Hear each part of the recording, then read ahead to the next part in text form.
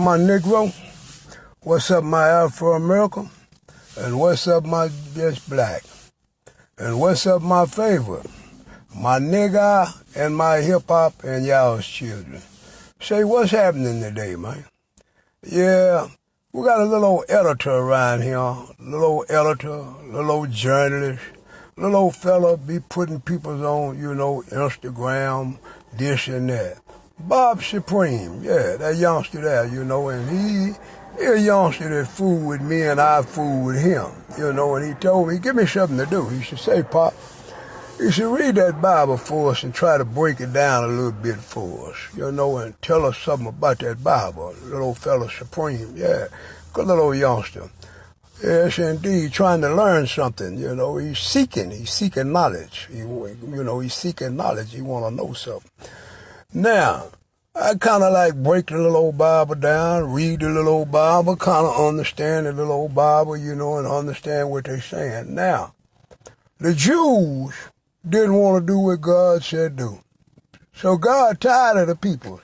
So God tell Jesus, say, Jesus, hit that Roman that used to kill all of us, the one they called Paul, and then his name was Saul.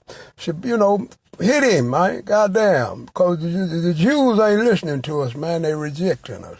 So what did God do? What did Jesus do? Jesus grabbed Paul, knocked him off, did this to him, did that, and then sent them disciples at Paul. And all of the disciples went and got Paul, and all of the disciples taught Paul this. Now, this is the catch. Paul changed his whole game.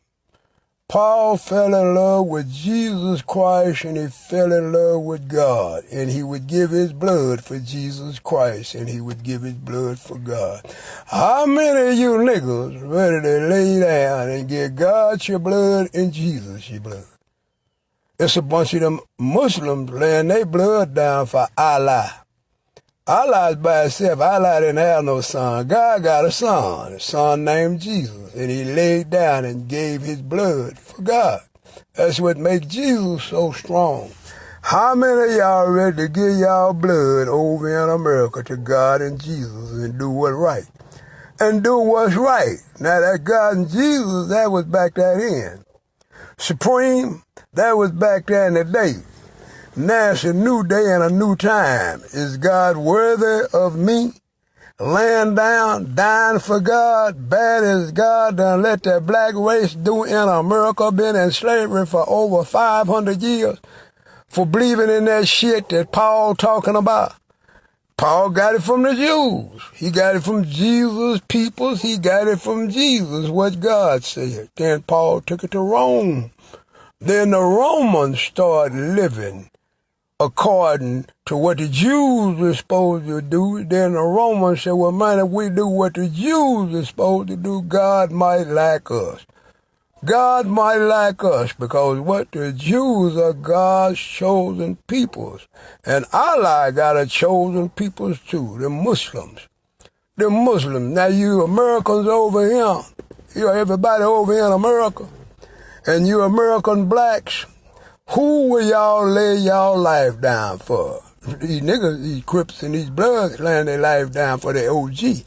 When that OG should say, man, come on, let's ride, we finna go bust a nigga in the ass, and one of them can get killed.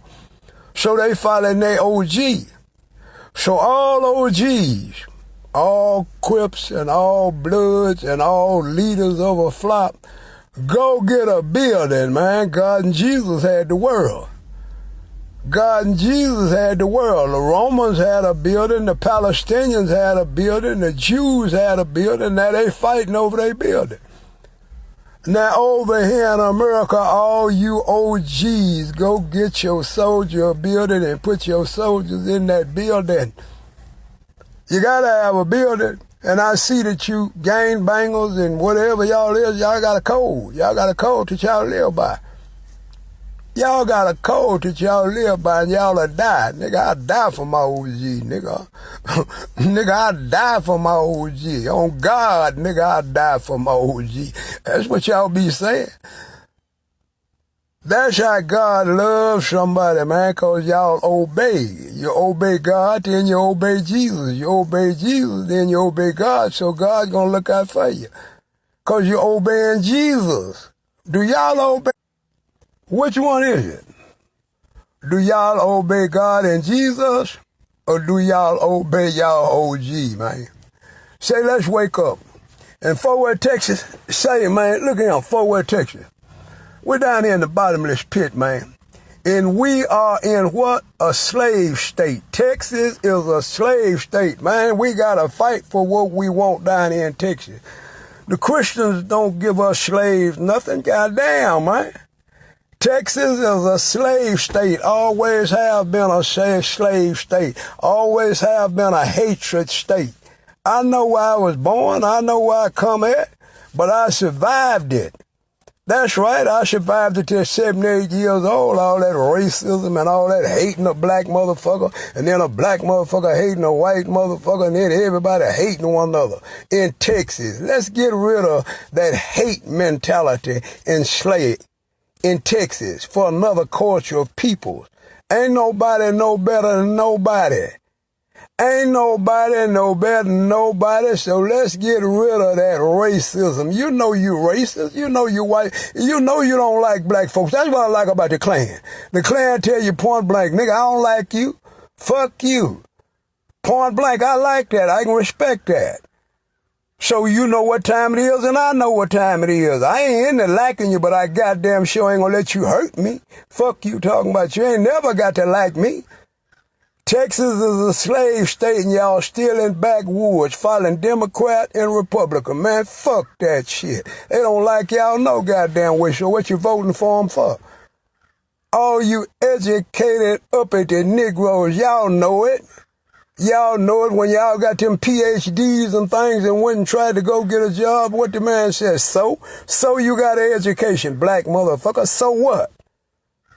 So what? God damn, let's raise up, man. It's a new day and a new time. Let's get rid of all of this hate and racism in Texas.